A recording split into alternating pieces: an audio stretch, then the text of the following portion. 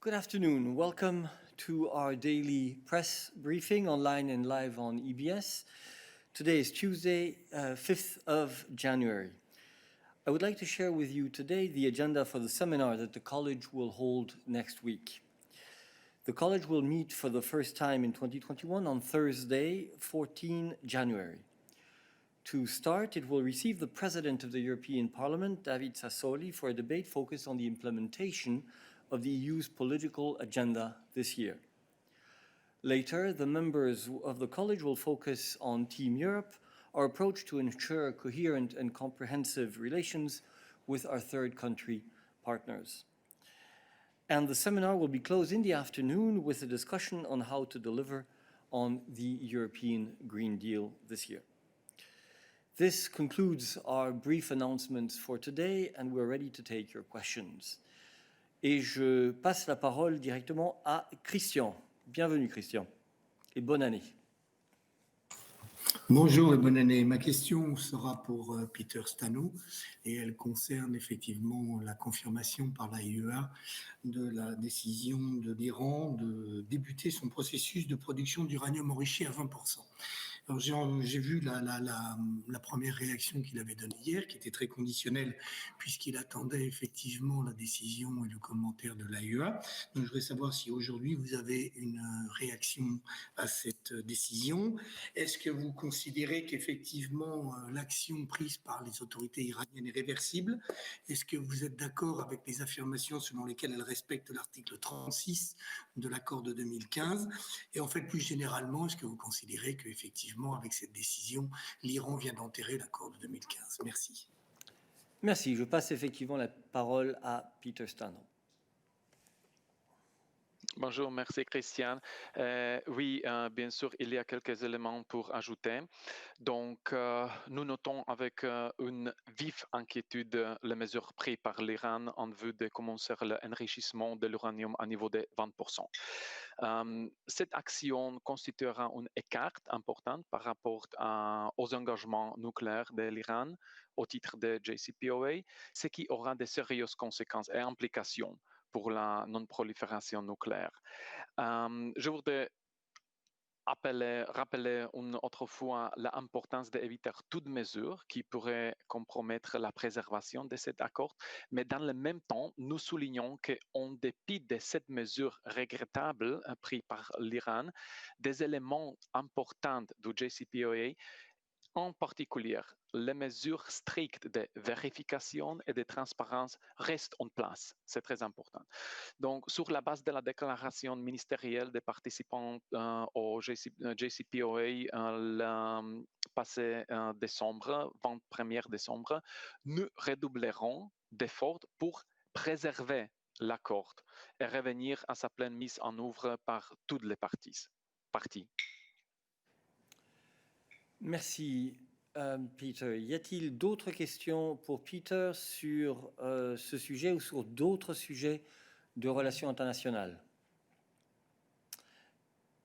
Nawab. Ou attends, pardon, Christian d'abord. Je vois que tu as un follow-up si je comprends bien. Oui, je voulais juste un follow-up. Est-ce que vous ne considérez pas, effectivement, il y a eu cette réunion ministérielle convoquée par M. Borrell autour de l'accord JCPOA, de la manière de le retenir, ce n'est pas un camouflet de la part de l'Iran de vous infliger cette décision alors que tout est fait de la part des autres signataires pour effectivement maintenir cet accord et le préserver? Est-ce que vous avez été averti? J'ai cru comprendre qu'il y avait une lutte de pouvoir en Iran entre le président et les très durs de l'Assemblée qui ont imposé l'adoption de cette mesure. Mais bon, ça c'est de la cuisine interne à l'Iran. Mais pour vous, comment est-ce que vous vivez le fait que il y a à peine une dizaine de jours, vous avez eu une réunion ministérielle de tout le groupe du JCPOA et qu'on vous balance cette décision de porter à 20%. Peter. Merci. Comme je dis, c'est une action regrettable, mais c'est très important aussi suivre les conclusions de cette rencontre ministérielle au 21 décembre et la déclaration très claire de tous les participants qu'ils sont intéressés à maintenir cet accord nucléaire parce que c'est une pièce très importante de l'architecture de non-prolifération nucléaire et on travaille ensemble pour avoir une situation où tous les participants respectent les obligations qui sont dans cet accord. Et c'est notre objectif, ce sont notre effort pour préserver, pour conserver l'accord et aussi pour nous assurer que tous les participants respectent les obligations de cet accord. Merci. Je passe maintenant la parole à Nawab. Yes, thank you. I wish you all a very happy and healthy new year. My question is as follows. What is your reaction to the reconciliation process among the Gulf Cooperation Council countries under the mediation of Kuwait? Thank you. Thank you, Nawab. A question indeed, once again, for Peter. Thank you, Nawab, and indeed Happy New Year to you too. And this is a very welcome news. This is a very good piece of positive news because for over 3 years, this prolonged crisis within the Gulf Cooperation Council, the GCC, has been undermining the unity and the cooperation within the JCC, and it had also a negative spillover beyond the Gulf region. And the European Union has been always supporting an intra-Gulf solution, negotiated solution to this crisis by engaging with all the main stakeholders and by continuously calling for dialogue. So, of course, we welcome the announcement, which indicates a normalization of the situation, the announcement on the reopening of the borders between Saudi Arabia and Qatar, and the airspace also ahead of today's GCC summit. This is an important step. This will hopefully lead to restoring the unity of the GCC and towards the resumption of the full cooperation within this regional grouping. And we commend in this respect very much the mediation role played by Kuwait all along, as well as by the United States. And we continue to support Kuwait's ongoing mediations effort to achieve the final solution and ending of this crisis. And the European Union remains, of course, ready to further strengthening our long-standing partnership with a reinvigorated Gulf Cooperation Council and its member states. Thank you, Peter. Philippe.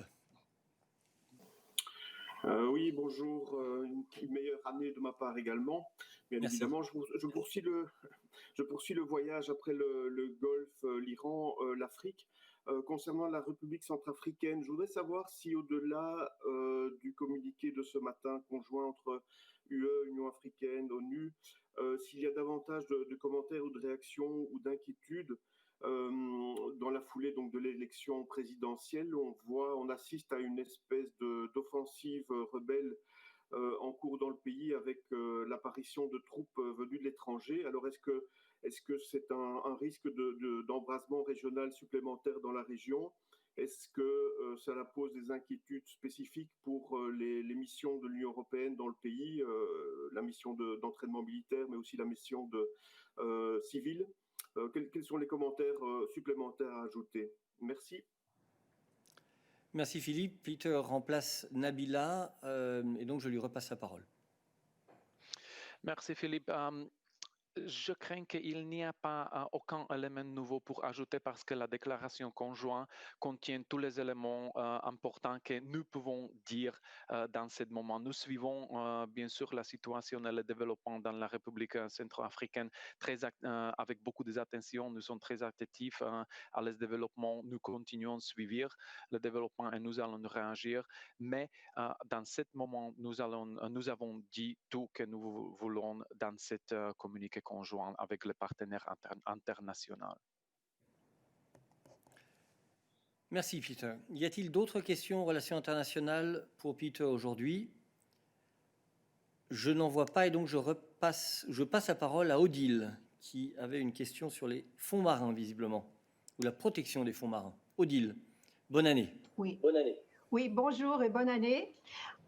Ouais, je voulais savoir si dans les services de la Commission, il y a des études d'impact concernant la protection des fonds marins et en particulier dans la zone nord de la Bretagne, parce que il y a eu pendant les vacances et il y a eu une grande mobilisation des élus locaux et également des différents riverains concernant l'installation de 62 éoliennes en plein dans la zone de pêche des fameuses coquilles Saint-Jacques, entre autres.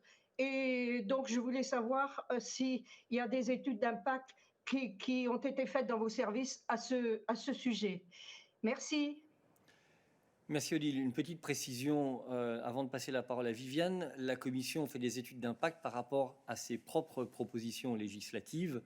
Il peut bien entendu y avoir éventuellement des évaluations faites sur les politiques communautaires en général, mais quand on parle d'études d'impact, on parle de quelque chose de bien spécifique qui concerne les études et les évaluations techniques qui nous permettent en fait de justifier les propositions que nous faisons en ayant étudié les différentes options et scénarios possibles. Cela dit, je passe la parole à Viviane, plus généralement sur ce point.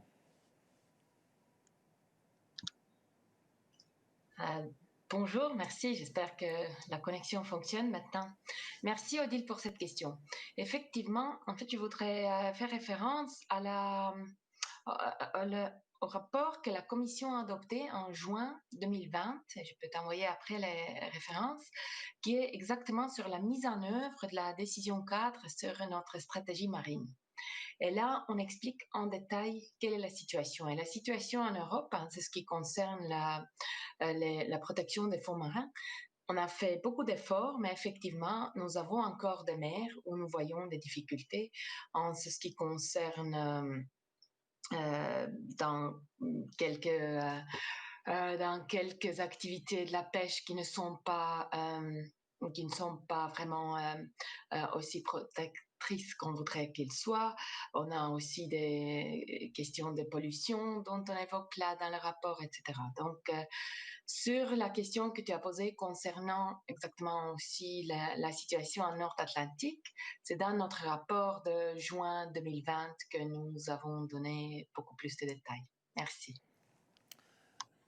Voilà, Odile, donc nous te transmettrons les coordonnées pour que tu puisses trouver ce rapport. Alors, j'ouvre maintenant les débats à d'autres sujets. Je vois que Yanis, you have a question on syringes and joint procurement. Go ahead. Yes, hi, good morning. Can you hear me? Yes, go ahead, Yanis. Great, thank you. I wanted to ask, because we're facing this situation in Greece, and I know other countries as well. There's a shortage of syringes. Their prices have gone through the roof, and this may hamper the process of the vaccination. And I wanted to ask, maybe I've missed the latest info on this, but is the effort for joint procurement of syringes, among other things, underway? And if so, when should we expect results? Thank you. A question for Stefan.